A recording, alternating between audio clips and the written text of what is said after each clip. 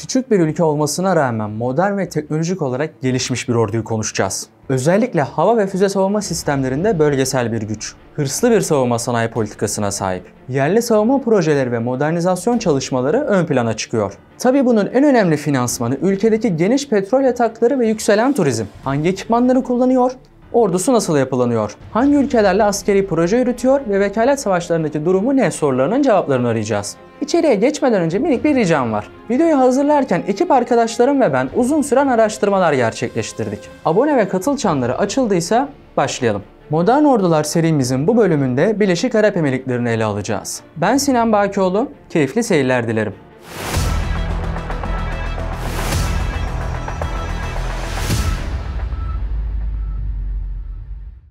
Ordunun yapısıyla başlayalım. Ülkede zorunlu askerlik var. Birleşik Arap Emirlikleri vatandaşı gençlerden 18-30 yaş arasındakilerden seçiliyor. 2014'te kabul edilen bir yasayla başlatıldı. Lise diploması olanlar için 11 ay, olmayanlar için 3 yıl görev süresi uygulanıyor. Körfez bölgesinde zorunlu askerliği uygulayan ilk ülkelerden biri oldu. Ayrıca 2016'da yapılan bir düzenleme ile 30-40 yaş arasındaki erkekler gönüllü olarak 15 haftalık bir askeri hizmet programına katılabiliyor. Nüfusunun içindeki Şii vatandaşları askere almıyor. İran tehdidi sebebiyle ordu içinde olası klikleşme tehlikesi istemiyor. Kadınlar da askerlik yapabiliyor. Ancak bir şart var. Ülkede şeriat kuralları geçerli. Bu yüzden erkek velilerinden, yani varsa eş veya babalarından izin almak koşuluyla orduya katılabilirler. Özellikle Kavla bint Al-Azvar askeri okulu aracılığıyla kadın askerlerin eğitimine odaklanılıyor. Örneğin binbaşı Meryem El-Mansuri ülkenin ilk kadın savaş pilotudur. Ek olarak Tuğgeneral Afra Al-Falasi de askeri okulun komutanlığını yaptı ve kadın barış gücü eğitim programını yönetti. Ordu 6 kuvvetten oluşuyor. Bunlar kara kuvvetleri, deniz kuvvetleri, hava kuvvetleri, başkanlık muhafızları, Ortak Havacılık Komutanlığı ve Ulusal Muhafız Kuvvetleri. Başkomutanlık makamında aynı zamanda devlet başkanı olan Muhammed bin Zayed El Nahyan bulunuyor. Ülkenin bütçesi içinde savunmaya ayrılan pay oldukça yüksek. Diğer ülkelerden bahsettiğim anlara da modern ordular listemize tıklayarak erişebilirsiniz. Detaylandıralım. 2020 yılında %6.1, 2021'de %4.5, 2022'de %4, 2023'te %4.3 ve 2024'te %4 kaynak ayrılmış. Birleşik Arap Emirlikleri yüz ölçüm olarak küçük bir ülke olmasına rağmen askeri bütçesi yaklaşık olarak 22 milyar dolar. Global Firepower Index araştırmasına göre 2025 yılı için Birleşik Arap Emirlikleri 145 ülke içinde 54. sırada. Asker sayılarına göz atalım. 2022 verilerine göre ele alacağız. Ortalama olarak 65 bin asker mevcut. Bunların yaklaşık 44 bini kara kuvvetlerinde görevli. Deniz kuvvetlerinde ise yaklaşık 3000 personel bulunuyor. Hava kuvvetlerinde 4000 askerin olduğu tahmin ediliyor. Başkanlık muhafızlarında ise yaklaşık 12 bin kişinin görevli olduğu tahmin ediliyor. Ortak Havacılık Komutanlığı içinse resmi bir veri bulunmuyor. Bu yüzden ortalama bir sayı paylaşamıyorum. Ordunun kullandığı ekipmanlara geçelim. Kara kuvvetleriyle başlayacağız. Anti-tank silahları ile giriş yapalım. Amerika'dan alınan FGM-148 Javelin bizi karşılıyor. Ayrıca Rusya'dan temin edilen 9M133 Kornet ekipmanı tercih ediliyor. İsveç üretimi olan M3 MAAWS'lerle anti-tank silahları son buluyor. Çekili topçu üniteleri ve obüslerle devam edelim. 2019 yılında Çin'den 6 adet AH-4'ler satın alındı. 73 parça L-118'ler de Birleşik Krallık'tan temin edildi. Sovyetler döneminde ilk olarak üretilen ancak daha sonra Çin tarafından devam ettirilen Type 59'lar da kullanılıyor. Bunlardan 20 adet mevcut. Kundağı motorlu topçu ünitesi olarak iki farklı ürün var. Bunlar Güney Afrika'dan alınan G6'lar ve Amerika'dan gelen M109'lar. Topçu roketlerine geçelim. Eylül 2014'te Amerika'dan M148 HIMARS üniteleri sipariş edildi. 32 parça. 2021 Temmuz'da Abu Dhabi'de düzenlenen resmi geçit töreninde Çinli şirket Norinco'dan satın alınan SR-5 üniteleri gösterildi. Aynı yıl Güney Kore'den K-239 Chunmu'lar da satın alındı. Hava savunmaya geçelim. Ağırlıklı olarak Amerikan üretimi göreceğiz. Amerika'dan 343 parça MiM-23 Hawk bulunuyor. Ülkedeki versiyonları Faz 1 ve Faz 3 olanlar. Büyük silah şirketi Raytheon tarafından üretildi. MiM-104 Patriot üniteleri de kullanılıyor. Toplam 12 adet. 9'u PAC-3 bataryası, 3'ü PAC-2 bataryası. Bu sistemde Amerika'dan satın alındı. 2022'de Güney Kore'den 12 adet KM-SAM füze sistemi envantere eklendi. En geniş ekipman sayısı olarak Rus üretimi Pantsir sistemi tercih ediliyor. Toplam 50 parça. Amerika'dan THAAD sistemi alındı. 2011 yılında sipariş verildi. 2022 yılında Yemen'deki Husilerin Abu Dhabi'ye yaptığı füze saldırısında önleme için kullanıldı. Ana muharebe tankı olarak Fransız üretimi Leclerc'ler bulunuyor. Tercih sebebi ise çöl bölgesinde yer alması ve Leclerc'lerin böyle coğrafyalarda daha efektif olması. İbrahim Anlaşmaları kapsamında normalleşme yapılan İsrail'den gelecekte Merkava alımı görülebilir. Henüz resmi bir durum yok. Piyade savaş araçlarında ise yakın bir dost bizi karşılıyor. Türk şirket FNSS tarafından üretilen ACV-300'ler kullanılıyor. Toplam 136 adet. Rusya'dan temin edilen BMP-3'ler de aynı görevde bulunuyor. 652 adet envanterde. Zırhlı personel taşıyıcılara geçelim. Toplam 2 ürün var. Bir tanesi tanıdık. İlk olarak Finlandiya'dan satın alınan Petria AMV'ler kullanılıyor. Toplam 45 adet envanterde. Yemen'deki Husilere de gönderildiği biliniyor. Diğer ürün ise Türkiye'den Otokar şirketi ve Birleşik Arap Emirlikleri menşeli El Jasor ile ortaklaşa üretilen Rab'dan. Otokar'ın Birleşik Arap Emirlikleri'nde kurduğu Otokar UAE %49, Tavozun Holding ise %51 hisseye sahip. Türkiye'de kullanılan Arma 8x8'den esinlenerek üretildi. Mayına ve pusuya karşı dayanıklı zırhlı araçlardan bahsedelim. 2014 yılında 3375 adet International Max Pro Amerika'dan satın alındı. Tekrar Amerika'dan alınan Oshkosh MATV'ler bulunuyor. Rusya ile Birleşik Arap Emirlikleri tarafından ortaklaşa üretilen NİMR JAIS'ler de yer alıyor. 2014'te Amerika'dan 931 parça BAE Kayman satın alındı. RG-31 Niala araçları da Güney Afrika'dan satın alındı. KBR'nin saldırılarına dayanıklı araç olaraksa Batı Almanya'da üretilen TPZ Fuchs kullanılıyor. Toplam 32 parça. Deniz kuvvetlerinin kullandığı ekipmanlara geçiyoruz. Korvetlerle başlayacağız. Dış alım ve ortaklaşa üretimlerle karşılaşıyoruz. Fransa-Malezya birlikteliğiyle üretilen Gowind sınıfı 2 adet korvet donanmada yer alıyor. Üreten şirketler ise şöyle: Naval Group ve Bowstead Heavy Industries. Bir adet Abu Dhabi sınıfı korvet daha kullanılıyor. Bu İtalya'dan alındı. Üreten şirket Fincantieri. 2 adet Murray Jeep sınıfı korvet ise Almanya'dan alındı. Açık deniz devriye gemilerine geçelim. İlk olarak Arialah sınıfı gemi mevcut. Bunlar Romanya, Birleşik Arap Emirlikleri ve Fransa işbirliğiyle üretildi. Ek olarak İtalyan şirket Fincantieri'den satın alınan 2 parça Falai 2 sınıfı devriye gemileri de bulunuyor. Hızlı saldırı gemileri olarak 3 farklı gemi türü var. Bunlardan ilki Mubarras sınıfı. 2 adet mevcut. Almanya'da üretildi. Üzerindeki elektronik sistemler de Fransız şirket Thales tarafından entegre edildi. Banyas sınıfı gemiler de bulunuyor. 6 parça envanterde. Mayın tarama ve imha için tek sınıfa ait 2 gemi kullanılıyor. Frankenthal sınıfı gemiler Almanya'dan satın alındı. Amfibi gemilerde ise 2 farklı model var. Bunlardan ilki El Kuvaysat sınıfı, diğeri Gannatha sınıfı. İlk araç Malezya üretimidir. İkincisi ise İsveç'le ortaklaşa üretimdir. Hava kuvvetlerinin ekipmanlarıyla devam ediyoruz. Tamamen dış alım göreceğiz. Taarruz uçaklarıyla başlayalım. İlk olarak Fransa'dan Dassault Mirage 2000'ler kullanılıyor. Toplam 59 adet. Bunların 15'i eğitim uçağı olarak bulunuyor. Ayrıca Fransa'dan 80 parça Rafale uçağı da sipariş edildi. İlk uçak 2025 Şubat'ta teslim edildi. Kalanları da üretimler tamamlandıkça envantere girecek. Ek olarak Amerika'dan F-16'lar alındı. Toplam 76 parça. Bunların 55'i E-Block 60 serisi. Kalan 21'i ise F-Block 60 serisidir. F-Block'lar eğitim için bulunuyor. Erken uyarı ve kontrol uçağı olaraksa Kanada-İsveç işbirliğiyle üretilen Saab Global Ay'lar kullanımda. 5 parça envantere eklendi. Elektronik harp içinse Kanada'dan alınan Bombardier Global Express'ler bulunuyor. 2 adet mevcut. Deniz devriye uçakları için yeniden Kanada tercih edilmiş. 2 adet Bombardier Dash 8 ve 2 adet Challenger 650'ler yer alıyor. Airbus A330 MRTT'ler ise tanker uçağı amacıyla tercih ediliyor. Toplam 3 adet mevcut. 2 tane ise sipariş edildi. Nakliye uçaklarıyla devam edelim. Burada da dış alım var. İlk olarak Boeing C-17'ler kullanılıyor. Amerika'dan satın alındı. Toplam 8 parça. Daha sonra İspanya'dan Casa C295 ve Casa C235'ler bulunuyor. Amerika'dan temin edilen Daher Kodiak'lar da yer alıyor.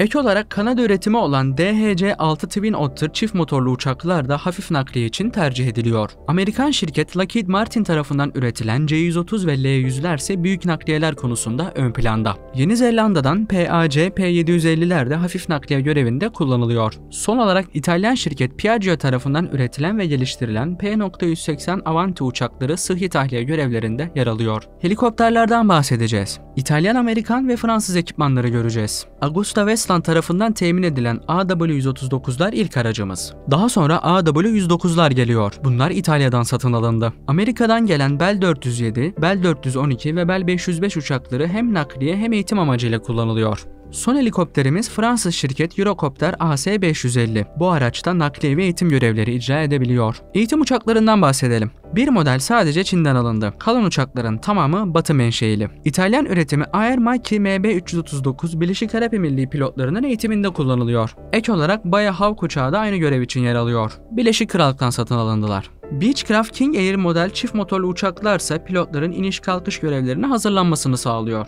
Alman üretimi Gross G115'ler ise temel havacılık eğitimlerinde destek sağlıyor. Çin'den 48 adet Hongdu JL-10 satın alındı. Teslimatlar 2023'te başladı. Son olarak ileri seviye eğitim görevleri için İsviçre üretimi Pilatus PC-7 ve PC-21'ler kullanılıyor. İHA ve SİHA'lara geçelim. Tanıdık iki isimle karşılaşıyoruz. Baykar tarafından üretilen Bayraktar TB2'ler orta irtifa uzun ömür sınıfı SİHA'lar tercih ediliyor.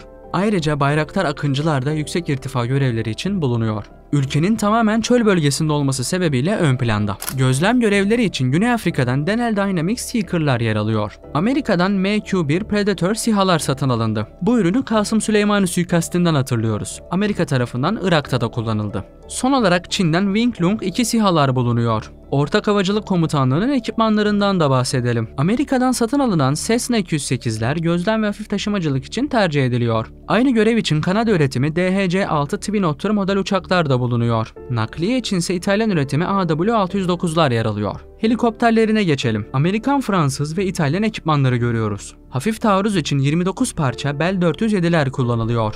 Taarruz için ise AH-64 Apache helikopterleri görevlendiriliyor. Çin'den 28 adet CH-47 Chinook hafif nakliye için bulunuyor. Bunların 12 tanesi Libya'dan geldi. Amerika'dan UH-60 Black Hawk helikopterleri de hafif nakliye için tercih edilmektedir. Fransız şirket Eurocopter tarafından üretilen AS-565, AS-350 ve AS-332'ler de hem eğitim hem hafif nakliye görevlerinde bulunuyor. Son ekipmanımız ise AW-13, İtalya'dan satın alındı. Ülkenin yürüttüğü askeri projelere geçiyoruz. Hem kendi imkanlarıyla geliştirilenler hem diğer ülkelerle olan işbirliklerinden bahsedeceğiz. Birleşik Arap Emirlikleri yüz ölçümü olarak küçük bir ülke olmasına rağmen hırslı bir savunma sanayi politikası izliyor ve bölgesel bir güç olmayı hedefliyor. Askeri projeler hem yerli üretim hem de uluslararası işbirliklerine odaklanıyor. 2019'da kurulan Edge, Birleşik Arap Emirlikleri'nin en büyük savunma sanayi holdinglerinden. Edge'in alt şirketi Halcon, Desert Sting ve Skynet gibi hassas güdümlü füzeler üretir. Bu kısa menzilli bir hava savunma sistemidir. Aynı zamanda hafif ve orta sınıf insansız hava araçları geliştirmekte. Garmusha, keşif ve gözetleme görevleri için tasarlanırken Reach-S daha uzun menzilli operasyonlar için kullanılıyor.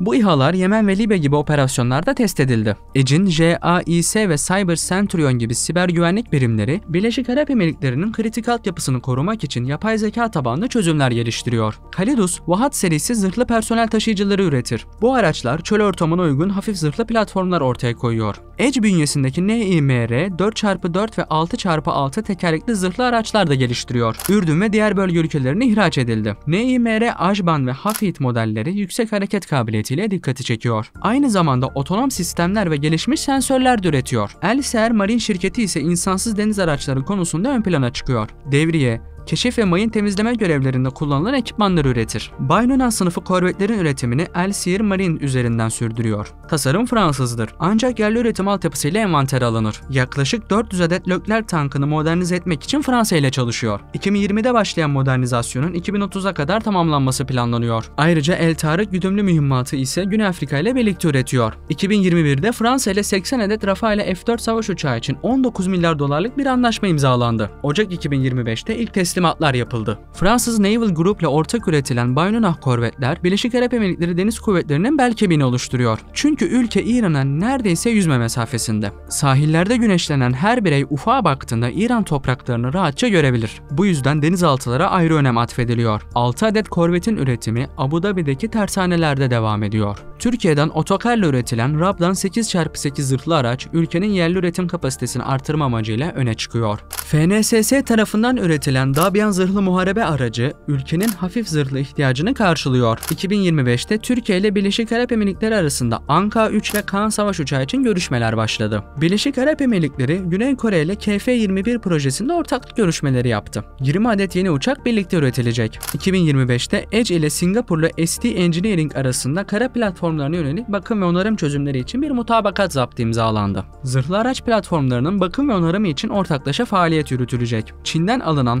Chengdu L-15 jet eğitim uçaklarını kullanacak pilotlar Çin'de eğitim gördü. Ayrıca Winglong İHA'ları da Çin'den geldi. Bu sistemlerin yerel bakım ve entegrasyonunu geliştirmek için birlikte çalışıyorlar. Birleşik Arap Emirlikleri Rusya'dan sınırlı sayıda Pantsir S-1 sistemi satın aldı ve Yemen'deki operasyonlarda kullandı. BMP-3 zırhlı araçların ortak modernizasyonu için görüşmeler devam ediyor. Ülkenin toprakları dışındaki askeri faaliyetlerine geçiyoruz. Özellikle Afrika kıtasında aktif bir ülke. Birleşik Arap Emirlikleri bölgesel güç projeksiyonunu artırmak için Yemen, Libya ve diğer ülkelerde aktif askeri operasyonlar yürütüyor.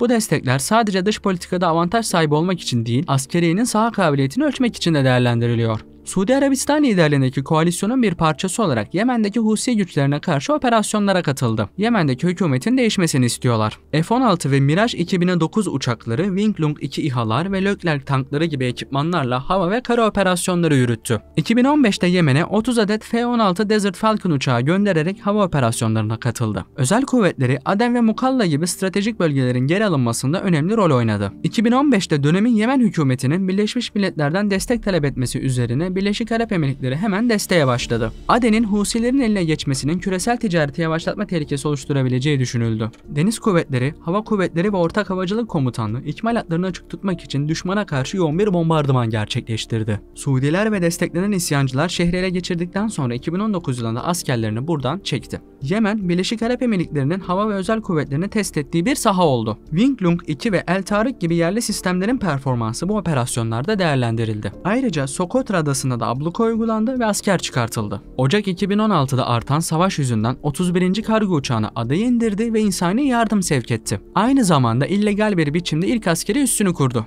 2011'de Blackwater'ın kurucusu Eric Prince tarafından Abu Dhabi'de kurulan Reflex Responses şirketi, ülkeye Yemen'deki operasyonlar için Latin Amerikalı paralı askerler sağladı. Yaklaşık 529 milyon dolarlık bir bütçeyle finanse edildi. Askerler Kolombiya'dan getirildi. Kolombiyalı paralı askerler FARC ile mücadelede CIA tarafından eğitilmiş olmaları nedeniyle tercih edildi. Reflex Responses yani R2, Kolombiyalıları inşaat işçisi kisvesi altında ülkeye getirip askeri eğitim verdi. Müslüman askerlerin Müslüman hedeflere karşı savaşma konusundaki isteksizliğini aşmak için bu yöntem tercih edildi. 5000'den fazla Sudanlı paralı askerin Yemen'de görev yaptığı tahmin ediliyor. Sudan'ın paramiliter grubu RSF, asker sağlamak için yaklaşık 350 milyon dolar para aldı. Yemen'de kara birlikler olarak kullanıldı ve ağır kayıplar verdi. Ülke aynı zamanda Libya'daki iç savaşta da aktif olarak yer aldı. 2011'de NATO liderliğindeki müdahalede 6 F-16 ve 6 Mirage 2000 uçağıyla Trablus'taki Kaddafi hedeflerine karşı bombardıman yaptı. 2014'ten itibaren Hafter'in liderliğindeki Libya Ulusal Ordusu'nu destekledi. Türkiye ve Katar'ın desteklediği Ulusal Mutabakat Hükümeti'ne karşı vekalet savaşı yürüttü. Libya'da El Kadim hava üssünü kurarak operasyonel bir ileri üs oluşturdu. Hafter'e Winglong 2 İHA'lar, Pantsir S-1 hava savunma sistemleri ve lojistik destek sağladı. Amerika Birleşik Devletleri Savunma Bakanlığı'nın 2020 raporuna göre Birleşik Arap Emirlikleri Wagner grubunu finanse etmiş ve Libya'da Hafter'e destek sağlamıştır. Hafter'in başarısızlığı Birleşik Arap Emirlikleri'nin Libya'daki etkisini sınırladı. Birleşik Arap Emirlikleri Sudan'daki Cancavit milislerinden de ekipler oluşturup Libya'ya gönderdi. Ülkenin en büyük rakibi İran'la olan rekabetini ele alalım. İki ülke arasında Basra Körfezi bölgesindeki güç mücadelesi odaklı bir mücadele söz konusu. Bu konudaki bilgimizi derinleştirmek için İran araştırmacısı Oral Toğa ile görüştüm. Şimdi pozisyonlanmaları itibariyle Birleşik Arap Emirlikleri ile İran karşı karşıya Körfez'in iki tarafına duran iki aktör gibi duruyor ama açıkçası İran'ın baştan başa bütün Körfez'i kapladığını ve devasa boyutunu her yönden düşündüğümüzde orada o işte Bahreyn gibi, Arap Emirlikleri gibi ülkelerin karşısında oldukça büyük bir kütle duruyor orada. Dolayısıyla nüfus bağlamında da, askeri kapasite bağlamında da, ekonomi bağlamında da birçok noktada İran orada Damokles'in kılıcı gibi ürkütücü bir şekilde bu emirliklerin ve diğer küçük diyebileceğimiz nispeten Körfez ülkelerin doğal bir tehdit gibi orada varlık gösteriyor. İran'ın geniş nüfusu, Şii ideolojisi ve vekil güçler aracılığıyla nüfuzunu yayma politikalarıyla çatışıyor. Videonun başında belirttiğimiz üzere Şii vatandaşlarını askere almamayı tercih ediyor. Birleşik Arap Emirlikleri İran arasındaki mezhepsel, yani toplumsal bazda bakarsak mezhepsel ayrışma. Yani İran'ın malum yıllara sarih bir Şii nüfuzunu arttırma çabası var. Kendi yakın çevresinden Afrika'ya, Güney Amerika'ya kadar uzanan bir stratejisi var bununla alakalı. Ebu Musa, Büyük Tum ve Küçük Tum adaları Birleşik Arap Emirlikleri'ne aitken 1971'de İran tarafından işgal edildi. Adalar Umman Körfezi'nin girişinde yer alıyor. Tabii ki gene tehdit olarak görülmekte. Keza buradaki askeri bağlamdaki en önemli ayrışmalardan bir tanesi de adalar meselesi. Yani İran'ın bu 1971 sonrası işgal ettiği ve fiili olarak egemenliğinin bulunduğu 3 tane ada var. İşte Büyüktum, Küçüktum ve Ebu Musa. Bunlar oldukça stratejik yerlerde konumlanmış durumdaki adalar. Bununla ilgili İran'ın çok net bir tavrı var. Kendi egemenlik hakları olduğunu iddia etmekte ve oldukça tartışmalı bir konu bu. Ve burada da İran'ın askeri varlığı söz konusu. Yani Körfez'in tam önemli stratejik noktalarında bulunduğu için bu 3 ada. Burada gene İran'ın askeri varlığında olduğunu söylemek gerekiyor. Bu egemenlik noktasında hemen her yıl bir şekilde gündeme gelen bir konu olduğunu söyleyebiliriz bunun. O dönemde henüz Birleşik Arap Emirlikleri kurulmamıştı ve Birleşik Krallığın bölgeden çekilme süreci devam ediyordu. Ortaya çıkan güç boşluğu İran tarafından dolduruldu. 2025 itibariyle adalar sorunu çözümsüz ve diplomatik bir gerilim kaynağı olmaya devam ediyor. Savaş istenmiyor. Buna karşılık olarak geniş ordu ve modern ekipman yapısıyla İran'a karşı caydırıcılık oluşturulmak isteniyor. 2011 Arap Baharı ülkenin İran'a karşı olan tehdit algısını yükseltti. Çünkü o dönemde İran, Bahreyn'deki Şii ayaklanmalara destek verdi. Birleşik Arap Emirlikleri ise Suudi Arabistan'la birlikte Bahreyn'e asker göndererek bu protestoları bastırdı. İki ülke de OPEC üyesi. Ancak İran'ın maruz kaldığı ambargolar sebebiyle petrolünü satamaması yüzünden Birleşik Arap Emirlikleri kaynaklarını ön plana çıkardı. 2023'te İran'ın Çin'e petrol ihracatını arttırması Birleşik Arap Emirlikleri'nin pazar payına darbe vurdu. İran, Husilere balistik füzeler, İHA'lar ve eğitim desteği sağlayarak Birleşik Arap Emirlikleri ve Suudi Arabistan'a karşı vekalet savaşı yürütüyor. Husilerin 2015 Mağrip saldırısında Birleşik Arap Emirlikleri'ne 52 asker kaybettirmesi İran destekli füzelerle gerçekleştirildi. Birleşik Arap Emirlikleri Suriye'de Esad yerine ılımlı muhalifleri destekledi. İbrahim Anlaşmaları sayesinde İsrail'le normalleşti. Bunun üstüne İsrail'le askeri ve istihbarat işbirliğini artırdı. Editör yorumuyla videoyu tamamlayalım. Kendi askerleri yerine vekil güçleri sahaya sürmesi sebebiyle askeri başarı veya başarısızlıklar kendi vatandaşları tarafından hissedilmiyor. Büyük ekonomik kaynaklar sebebiyle her türlü savaşı uzun süre finanse edebilme gücünü önemli buluyorum. Ancak İran-İsrail savaşında Hürmüz'ün kapatılma ihtimali bile bu ülkenin tüm ekonomik projeksiyonunu değiştirtebilir. Çünkü bu gerçekleşirse tüm ticaretini farklı rotalardan yapmak zorunda kalır. Batı ülkeleriyle geniş çaplı askeri alımlar ve işbirlikleri sayesinde orduyu dinamik tutabiliyor. İran kıyılarını gözle görebilecek kadar yakın konuma sahip olması ise herhangi bir füze saldırısı durumunda yeni önlemler aldırabilir. Ordusu küçük ama teknolojik olarak ileri bir yapıya sahip. Video bitti. Fikirlerinizi merak ediyorum. Yorumlarda buluşalım. Bu tarz daha fazla içerik için GZT'ye abone olmayı ve katılmayı unutmayın. İzlediğiniz için teşekkürler. Küçük bir ülke olmasına rağmen modern ve teknolojik olarak gelişmiş bir orduyu konuşacağız. Özellikle hava ve füze savunma sistemlerinde bölgesel bir güç. Hırslı bir savunma sanayi politikasına sahip. Yerli savunma projeleri ve modernizasyon çalışmaları ön plana çıkıyor.